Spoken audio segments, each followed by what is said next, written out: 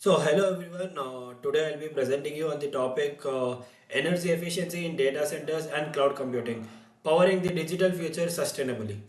I am Sai Chirag. Over the next 15 to 18 minutes, we will deep dive into one of the most pressing challenges of the digital age. How do we continue to expand our online world, that is cloud computing, artificial knowledge, streaming, and global connectivity, without overwhelming the planet's limited resources? We'll explore the rising energy demands of the data centers, examine innovative cooling techniques, highlight the critical role of renewable energy, and look at how companies are rethinking corporate sustainability, and finally explore the future technologies that may completely transform how we think about data centers.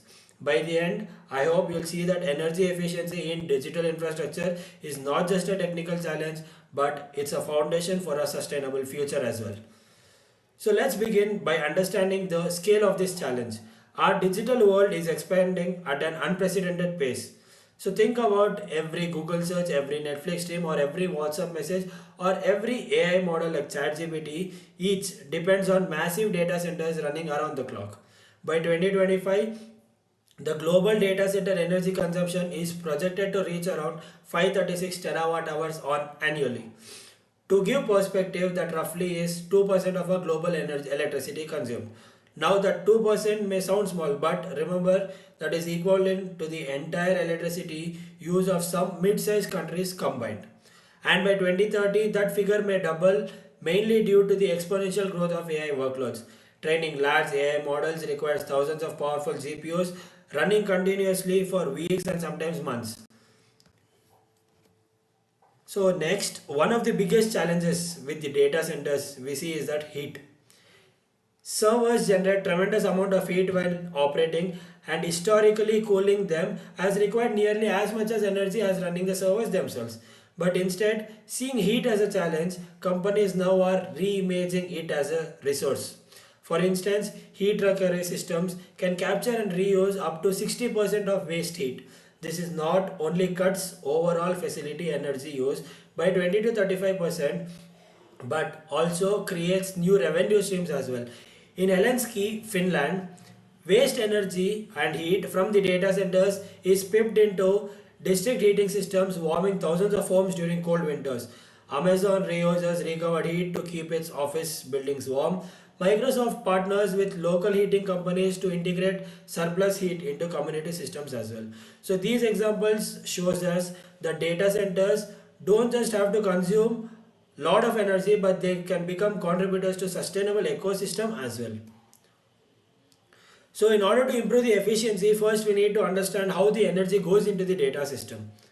So in a typical setup, IT equipment which includes servers, storage and networking consume of around 50% of the total energy. Cooling system takes out around 30% and the remaining 20% goes to infrastructure like lighting, power distribution and UPS. So this breakdown shows that if we want to make the biggest impact, we should focus on servers and cooling.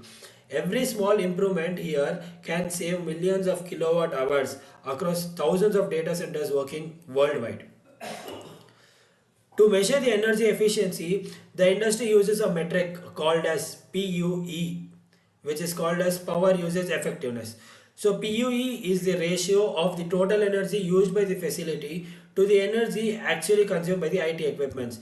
The closer this number is to 1, the better it is.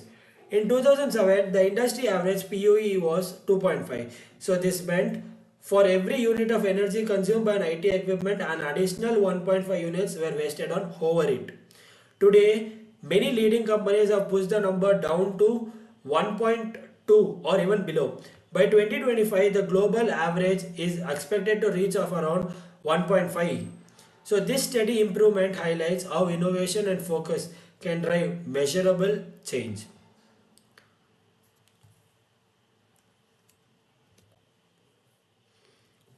So one of the most exciting innovations is immersion cooling. Instead of using fans or air conditioning, servers are fully submerged in a non-conductive liquid. So this liquid absorbs the heat directly from the components and transfers it away much more efficiently than air ever could. So the benefits are impressive one.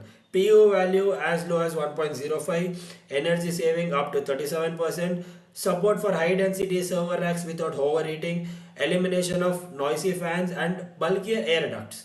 So this makes immersion cooling especially valuable for AI workloads and scientific research where the heat output is extremely high. Another approach is direct to chip cooling. So here specialized cold plates are attached directly to the processors and the GPU with coolants flowing through them. This targets the hottest spots directly instead of cooling the entire system rack. So the benefits include lower thermal radiance, resistance or radiance, improved processor performance, around 10% of the power consumption compared to the traditional cooling. So unlike immersion cooling, direct to chip is easier to retrofit into the existing system, making it practical short-term solutions for many companies as well. Now let's compare the cooling methods. So air cooled is still the most common but also the least efficient. So liquid cooled is more effective. Free conditioning where outsider air is used in colder climates saves considerable energy but it is climate dependent as well. Immersion cooling outperforms all of them, achieving of up to 37% energy savings and the lowest PUE values. So this makes immersion cooling one of the most promising technology for the future of sustainable data centers. So some of the cooling techniques are only a part of the puzzle.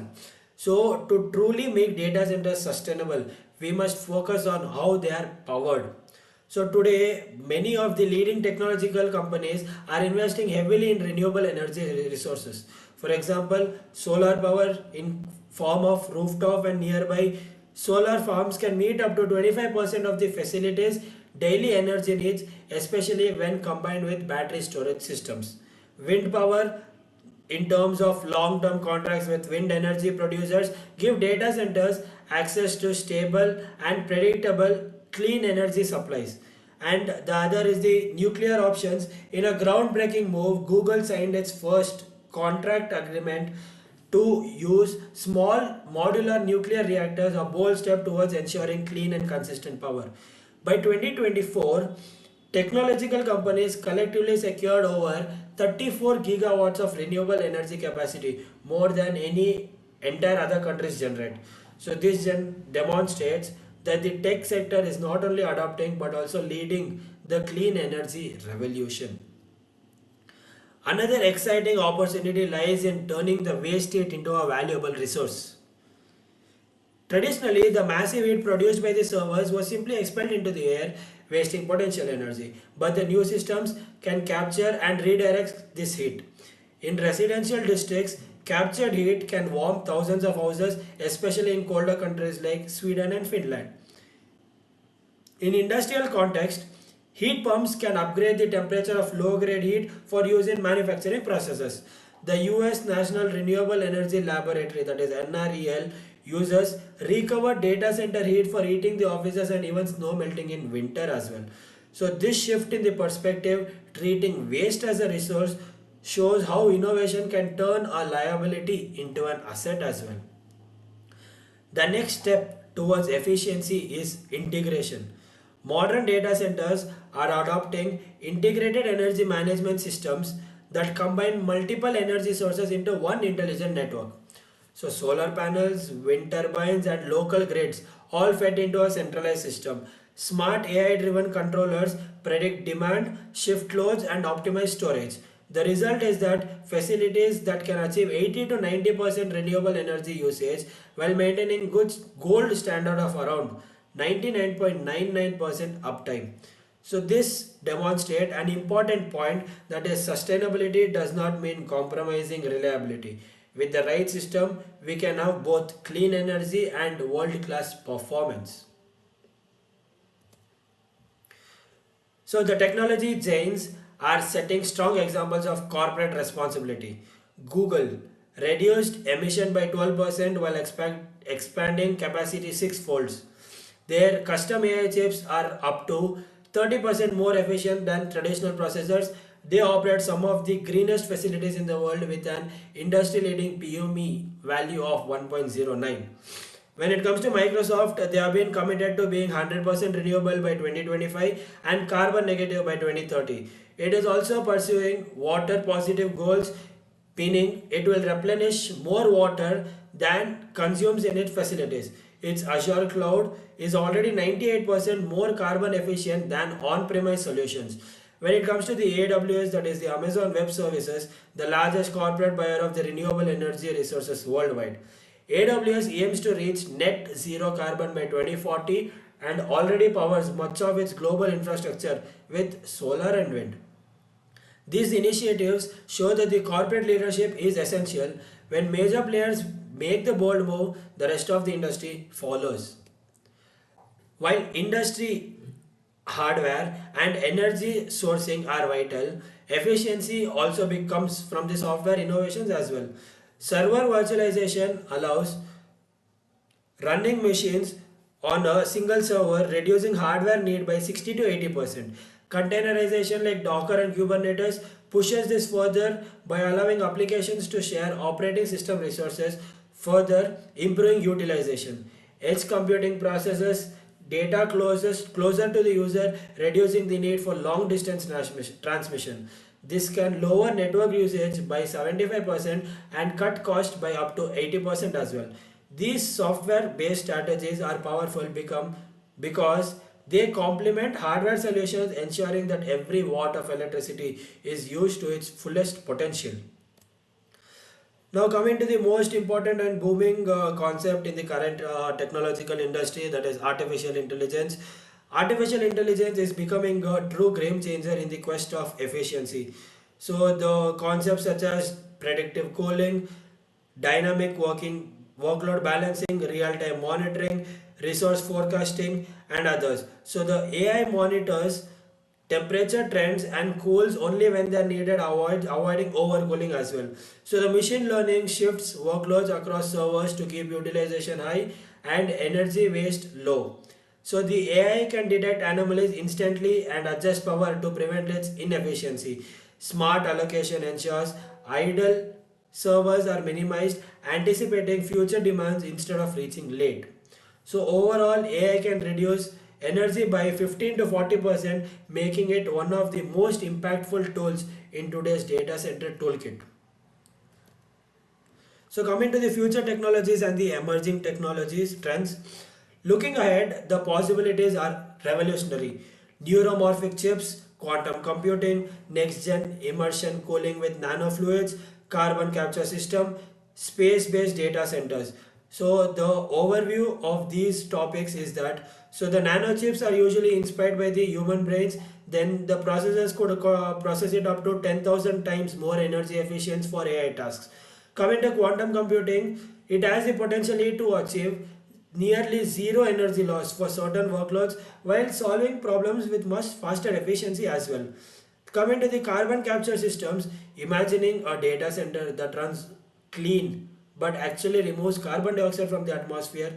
And finally, the space based data centers, that is orbiting above the earth, powered entirely by the solar system and immune to the terrestrial disruption. Though futuristic, serious research into this concept is already underway. These innovations shows us that the future is not just about saving energy, it is about reinventing computing itself. So let's know our role in a sustainable future. So let's bring this closer to us. As IT professionals, engineers, and innovators, each one of us has a role to play. Whether it's designing more efficient software, supporting renewable infrastructure, or developing AI driven optimization tools, our collective choices will decide the future. The convergence of the technologies such as cooling system, renewable energy, AI, and even quantum computing gives us an historic opportunities that no one ever could ever could do. If we design with sustainability in mind, we can ensure the digital world continues to grow without harming our planet. So finally, I would love to conclude with building a tomorrow sustainable infrastructure, that is with the advanced cooling, AI optimization, and reusage of the renewable energy for most of our technological infrastructure. And the conclusion is that the data centers, once seen as a energy hungry giants, are transforming into pioneers of sustainability.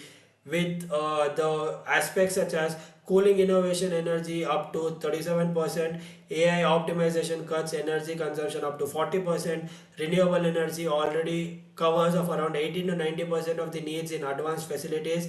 Heat recovery is turning waste into valuable community source, and future technologies promise revolutionary leaps. So the message is clear. The digital future can be both powerful and sustainable, but only if we commit to innovation and responsibility today.